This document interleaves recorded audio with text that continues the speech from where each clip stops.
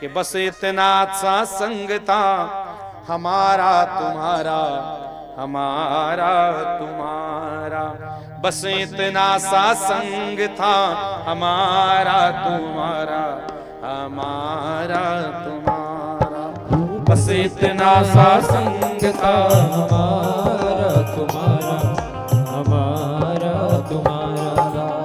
जाओ बेटा खुश रहना अब, जाओ बेटा खुश रहना, ये आशीर्वाद हमारा, बस इतना सा संग था हमारा तुम्हारा, हमारा तुम्हारा, बस इतना सा संग था हमारा तुम्हारा, हमारा तुम्हारा।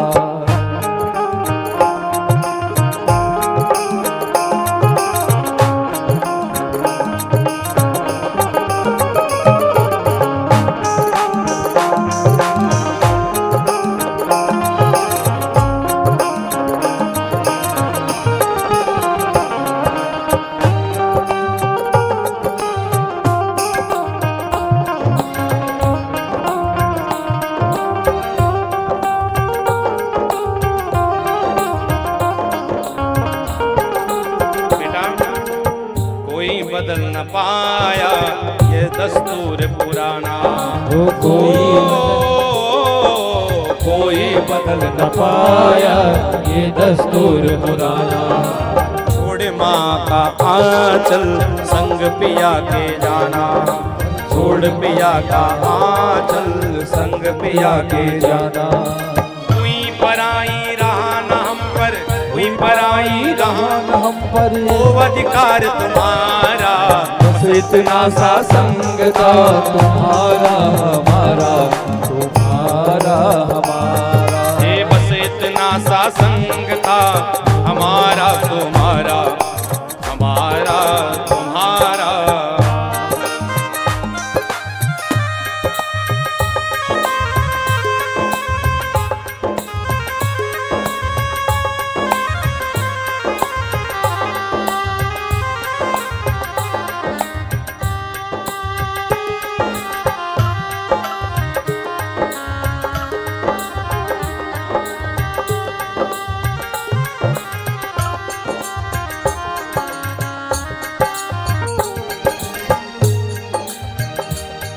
प्रेम विवश नर नारी सब सखिन सहित निवास, मानव कीन विदेह पर करुणा विरह निवास।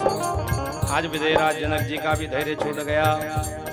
माँ सुनैना रुदन कर रही है और बड़े प्रेम भाव से ब्राह्मणी उनको पाठ पढ़ा रही है कि क्या क्या करना चाहिए क्या नहीं करना चाहिए। सुनो, तुम आई तो मेरे घर में, लेकिन उनके घर की बन करके आई। तुम्हारे भाग्य में पहले से लिखा था, इसलिए तू मेरे घर की बाती वह घर रोशन करना। ओ तू मेरे घर की बाती उस घर को रोशन करना। मेरे नैन की ज्योति चांद वहाँ तुम बनना। मेरे घर की ज्योति चांद वहाँ तुम बनना। वो आंगन आबाद हुआ, वो आंगन आबाद हुआ, पर सुना घर ये हमारा। बस इतना सा संग था हमारा तुम्हारा, तुम्हारा हमारा। ये बस इतना सा संग था हमारा तुम्हारा, तुम्हारा हमारा।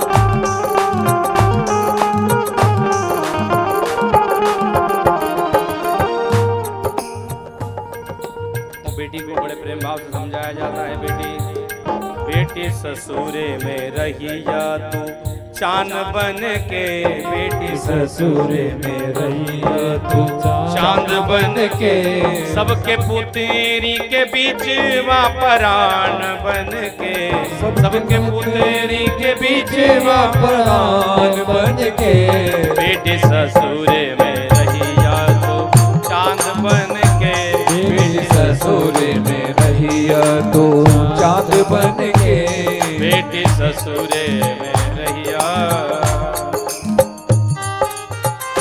ससुराल में चांद बन के रहना है और जैसे किसी पुतले में प्राण फूंका जाए वैसे प्राण बन के रहना। तू न रहे तो घर सूना लगे। ससुराल में इतना प्रेम करना लोगों से।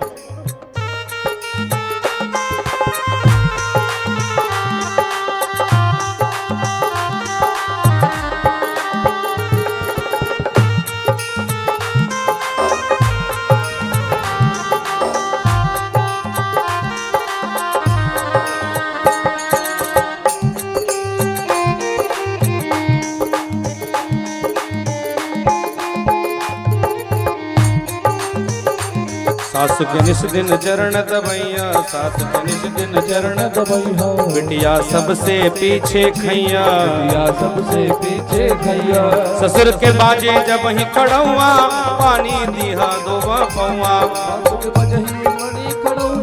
पानी दिया रहिया अगहन पूस महीनवा के बिहान बन के बेटे ससुर में रहिया तो चांद बन के बेटी ससुर में रहिया तो चांद बन के बेटी ससुर में रहिया।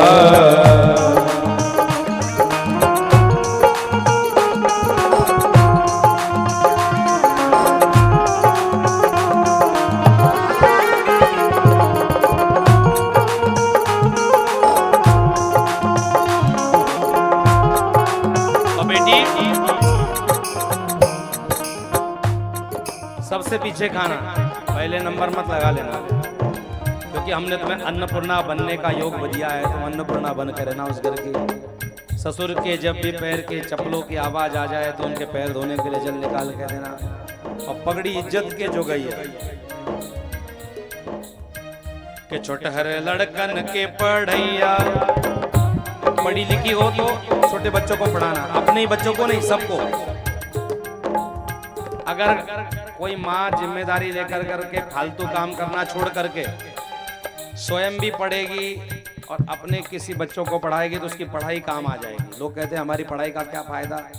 तो गली मोहल्ले में अगर कोई गरीब का बच्चा किसी क्लास से वंचित रह पा रहा है तो क्या तुम्हें जितना शिक्षा है उतना तुम क्या उनको सिखा नहीं सकती। और खुद के बच्चों को पढ़ाना कोई बड़ी बात नहीं है। 2-4-5 बच्चों को पढ़ा दोगी तो किसी समाज सेवा का भी काम हो जाएगा, तुम्हारे मानसिक बुद्धिमत्ता का विकास भी हो जाएगा, एंटरटेनमेंट भी हो जाएगा। लोग एंटरटेनमेंट के लिए फालतू चीज़ें ढूंढती है। तो बेटी तू ऐसा न करना, तेरी जितनी शिक्षा हुई है अपने देवर के अपने परिवार के किसी भी बच्चों को लेकर के नज़दीक में बुलाना, कहना लाओ नहीं समझ में आ रहा है आओ हम पढ़ा देते तुमको। तुम्हारे प्रति प्रेम उत्पन्न हो जाएगा। देवर के लड़के को तुमने अगर पढ़ा दिया तो देवर का लड़का तुम्हारा बेटा बन जाएगा। तो कोई झंझट नहीं होगा आगे आने वाले भविष्य में। कहेगा कि हमारी चाची ने हमको माँ जैसा प्रेम किया। जो राम राज्य की नींव है ना, इन सब छोटी छोटी बातों से राम राज्य की नींव है। क्योंकि माँ कौशल्या कहती हम तुम्हारी माँ नहीं है। राम जी जब कहते माँ माँ मैया मैया कहते हम तुम्हारी मैया नहीं है। तो बोले हमारी मैया कौन है? तो बोले कई अम्बा तुम्हारी अम्बा है, हम भरत जी की माता है। ये बात जिस दिन हमारे घरों में होने लग जाएगी, देवर जेठानी ये वाला जो भेद उत्पन्न खोल कर करके जिस दिन प्रेम हो जाएगा, तुम्हारी भले देवर जेठानी से बने ना बने पर उसका बच्चा तुम्हारा आदर सम्मान करने लग जाएगा। इसलिए कि छोटहर लड़कन के पढ़ैया सांझ के तन को समय जे पैया छोटहर लड़कन के पढ़ैया जे हुए के आहट पैया मुकड़ा घूंघट में छुपैया के हुए के आहट पैया मुकड़ा घूंघट में छुपैया रैया घर में हीरा मोती के दुकान बन के बेटी ससुर में रहिया तो चांद बन के बेटी ससुर में रहिया तो चांद बन के बेटी ससुर में रहिया।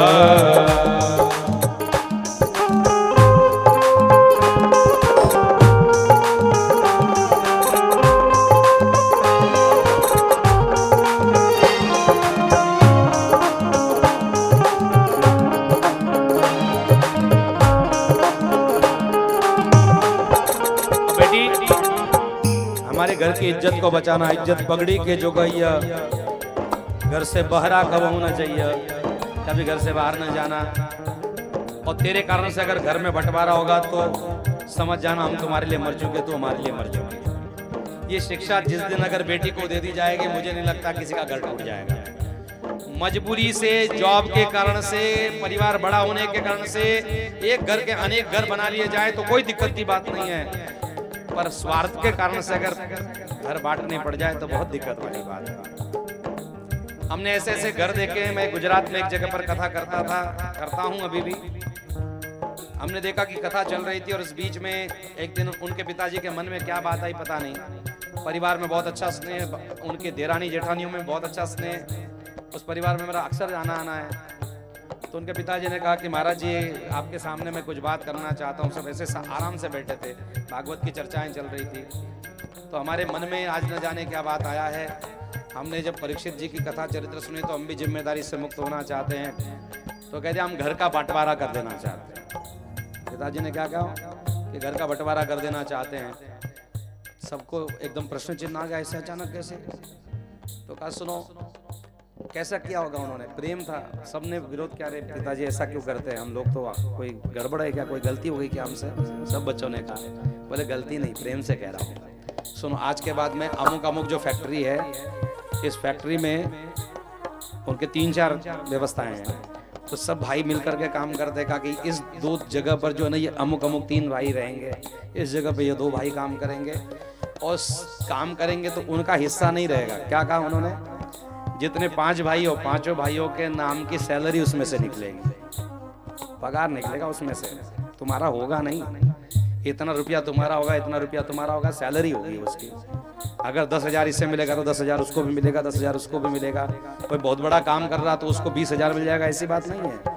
पगार उसको उतना, और मुझे स्वयं को भी अपना पगार होगा, हमें भी पगार रहेगा। हम अपने पगार में से चाहे जो दुनिया करे, हम भजन करें, कथा में लगावे, सत्संग में लगा, हमको कोई बंधन नहीं रहेगा। और तुम अपने पैसे में से जो ठीक करना है सो करो। और घर को उन्होंने ऐसा सुंदर बांटा कि घर की जगह अभी भी वैसी की वैसी है। बस क्या किया उन्होंने, इतनी बड़ी जगह थी, उस घर में एक कमरा एक का सबका किचन व्यवस्था बना दी, दूसरे में दूसरी की वैसी बनाई, तीसरी की वैसी, सबकी डिजाइन एक जैसी है, सबका बनावट एक जैसा है। और एक का घर का दरवाजा दूसरे घर में खुलता है, दूसरे का तीसरे में खुलता है, तीसरे का चौथा। हॉल जो वो एक लाइन से बना हुआ है, एक लाइन में हॉल बना हुआ है। एक के बाउंड्री में से दूसरे के हॉल में जाता है, दूसरे से तीसरे के, तीसरे से चौथे के पास। तो हॉल का दरवाजा खोल दिया जाए तो कोई कह नहीं सकता कि घर का बंटवारा बना हुआ है। और सबके कंपाउंड का मेन गेट जो है एक जैसा बना हुआ है, उसमें कोई दीवार नहीं है बीच में। अंदर में भले दीवालों के दीवार बने, कमरे बने हुए हैं, तो ऐसा लगता है बहुत बड़े प्रीमाइसेस के बंगला बनाया गया उसमें से। तो बंटवारा हो भी गया और बंटवारा कुछ भी नहीं हुआ। आज ऐसी स्थिति है, आज की स्थिति में बता रहा हूँ।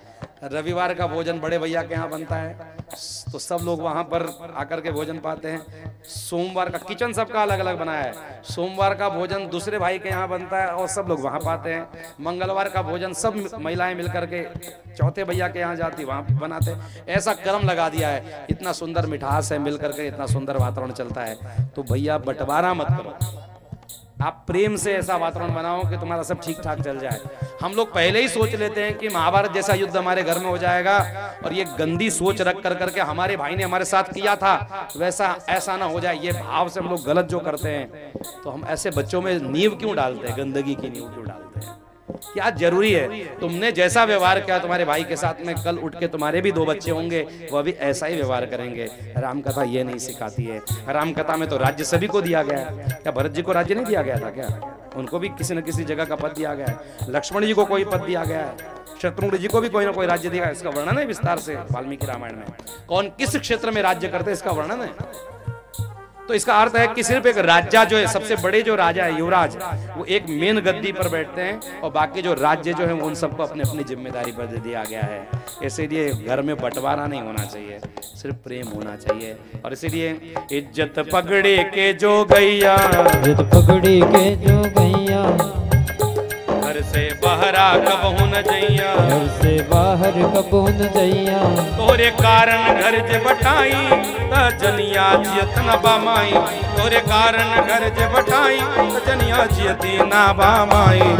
ऐसन जनी करिया और हन आवे, बांध बन के बेटी ससुरे में रहिया तू चांद बन के मेरे ससुरे में रहिया तू चांद बन के सबके पुत्री के बीच माँ परान बन के सबके पुत्री के बीच माँ परान बन के बेटी ससुरे में रहिया तू चांद बन के बेटी ससुरे में रहिया तू। अरे कहता हर हर कोई तो दादी की परछाई ओ कहता है हर कोई तो दादी की परछाई बेटी में माँ देखी तो आंख मेरी भर आई रूंग रूप और संग विधाते तू दादी जैसी दिखती है पर तेरी दादी जिसने शील संपन्न थी वैसे तू भी बहना बस रूप रंग से हमारे ऊपर मत जाना जैसा गुण जैसा शील है तेरी दादी का वैसा तुझ में भी हो ऐसी मैं अपेक्षा रखता हूँ। अरे कहता है हर कोई तो दादी की परछाई बेटी में माँ देखी तो आंख मेरी भर आई रंग रूप के संग विधाता रंग रूप के संग विधाता दे दे तुझको गुण सारा बस इतना सा संग था हमारा तुम्हारा तुम्हारा अरे बस इतना सा तुम्हारा हमारा हमारा तुम्हारा बस इतना सा संग था तुम्हारा हमारा हमारा तुम्हारा बस इतना सा संग था तुम्हारा हमारा हमारा तुम्हारा।